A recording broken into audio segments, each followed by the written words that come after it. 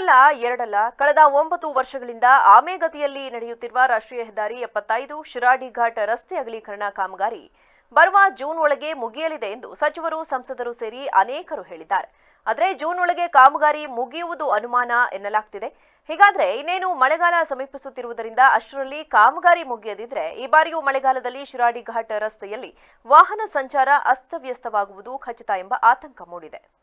ಹೌದು, ಇಲ್ಲಿಯವರೆಗೆ ಹಲವು ರೀತಿಯ ತೊಂದರೆ ಅನುಭವಿಸಿ ಕಾದು ಸಾಕಾಗಿದೆ. ಇನ್ನಾದರೂ ಕಾಲಮಿತಿಯೊಳಗೆ ಕೆಲಸ ಪೂರ್ಣಗೊಳಿಸಿ ವಾಹನ ಸಂಚಾರಕ್ಕೆ ಯಾವುದೇ ಅಡ್ಡಿ ಆತಂಕ ಎದುರಾಗದಂತೆ ಸಂಬಂಧಪಟ್ಟವರು ಕ್ರಮ ಕೈಗೊಳ್ಳಬೇಕೆಂದು ಪ್ರಯಾಣಿಕರು, ವಾಹನ ಚಾಲಕರು, ಮಾಲೀಕರು ಒತ್ತಾಯಿಸಿದ್ದಾರೆ.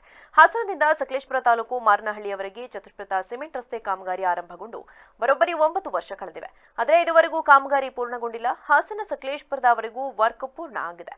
ಆದರೆ ಸಕಲೇಶಪುರ ಮಾರನಹಳ್ಳಿಯವರೆಗೆ ಚತುಷ್ಪಥ ಸಿಮೆಂಟ್ ರಸ್ತೆ ಕಾಮಗಾರಿ ಇನ್ನೂ ನಡೆಯುತ್ತಲೇ ಇದ್ದು ಇಷ್ಟೇ ದಿನದಲ್ಲಿ ಮುಗಿಯಲಿದೆ ಎಂದು ಹೇಳುವುದಕ್ಕೆ ಆಗುವುದಿಲ್ಲ.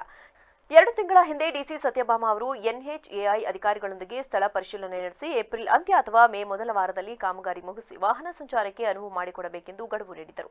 ಏಪ್ರಿಲ್ ತಿಂಗಳು ಮುಗಿಯುತ್ತಾ ಬಂದಿದ್ದರೂ ಕಾಮಗಾರಿ ಇನ್ನೂ ಸಾಗುತ್ತಲೇ ಇದೆ. ಜೂನ್ 3ನೇ ವಾರದಿಂದ ಮಳೆಗಾಲ ಆರಂಭವಾಗಲಿದೆ ಎಂದು ಹವಾಮಾನ ಇಲಾಖೆ ಹೇಳಿಯಾಗಿದೆ.